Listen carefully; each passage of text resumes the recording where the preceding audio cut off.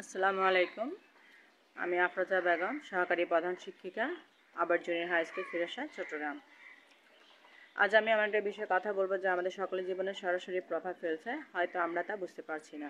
বিষয়টি হলো কৃত্রিম বুদ্ধিমত্তা বা এআই এর নৈতিক সংকট।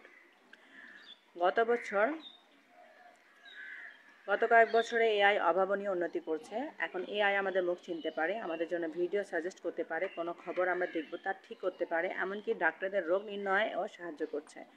শুনতে দারুণ, তাই না? কিন্তু এই জেনেভ তোফিকচি, একজন বিখ্যাত গবেষক ও প্রযুক্তি বিশেষজ্ঞ, আমাদের স্মরণ করিয়ে দেন বড় শক্তির সাথে বড় দায়িত্ব আসে। এটা কী ধরনের নৈতিক সংকট? এখন এআই শুধু একটি যন্ত্র নয়, এটি আমাদের জীবনে নানা গুরুত্বপূর্ণ সিদ্ধান্ত নিচ্ছে।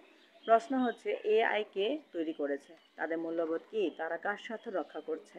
জেনেভ তোফিকচি বলেছেন, এআই আসলে এক ধরনের আয়না। আমরা যে তথ্য এতে দিই সেটি প্রতিফলিত হয়, আর সেই তথ্যের মাঝেও থাকে মানুষের পুরনো বৈষম্য, ভুল ধারণা আর অন্যায়।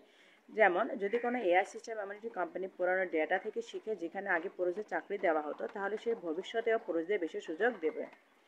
যদি ফেশিয়াল রিকগনিশন সিস্টেমে বেশিরভাগ সাদা চেহারা ডেটা থাকে, তবে কৃষ্ণাঙ্গ বা অন্য জাতিগোষ্ঠীর মুখ ঠিকমতো চিনতে পারবে না। এটা খুবই ভয়ানক, কারণ আমরা আমাদের গুরুত্বপূর্ণ সিদ্ধান্তের ক্ষমতা তুলে দিচ্ছি এক পক্ষপাতদুষ্ট প্রোগ্রামের হাতে। অদৃশ্য এআই এর ক্ষমতা। সবচেয়ে বড় দুশ্চিন্তার বিষয় হলো, এআই অনেক সময় নীরব, অদৃশ্যভাবে কাজ করে। আপনি হয়তো জানতে পারবেন না কখন আপনার লাইফের ওপর প্রভাব ফেলছে। ফেসবুকে আপনি কোন খবর দেখছেন, ইউটিউবে কোন ভিডিও সাজেস্ট হচ্ছে, অনলাইনে কোন পণ্য কিনছেন, সব কিছুর পেছনে কাজ করছে এআই। তোফিকচি বলেন, এই সিস্টেমগুলো নিরপেক্ষ নয়, এগুলো বানিয়েছে মানুষ, এবং বেশিরভাগ ক্ষেত্রে বড় বড় টেক কোম্পানির জন্য, যাদের মূল লক্ষ্য লাভ, ন্যায় বিচার বা সত্য নয়।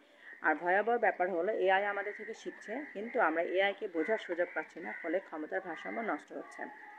এআই ভুল করতে কি পারে? এআই ভুল করতে পারে, পক্ষপাতদুষ্ট হতে পারে, মিথ্যা তথ্য ছড়াতে পারে, চাকরি, লোন, স্বাস্থ্যসেবা, এমনকি কারাগার থেকে মুক্তির সিদ্ধান্তও এআই এর ডেটা বিশ্লেষণ থেকে নেওয়া হচ্ছে।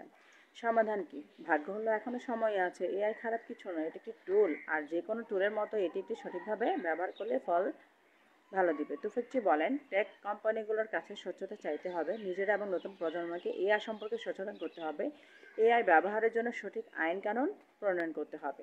সবাইকে জানানো জরুরি, সাধারণ মানুষ হিসেবে আমরা হয়তো অসহায় মনে করি, কিন্তু আমাদের কণ্ঠের দাম আছে। আমরা যত বেশি সচেতন হব, প্রশ্ন করব, সঠিক প্রযুক্তির দাবি জানাবো, তত বেশি মানবিক ও ন্যায়ভিত্তিক প্রযুক্তি সমাজ গড়ে উঠবে। বন্ধুরা, এআই আসছে, আস্তে আস্তে নয়, দ্রুত। কিন্তু প্রশ্ন হলো, কোন ধরনের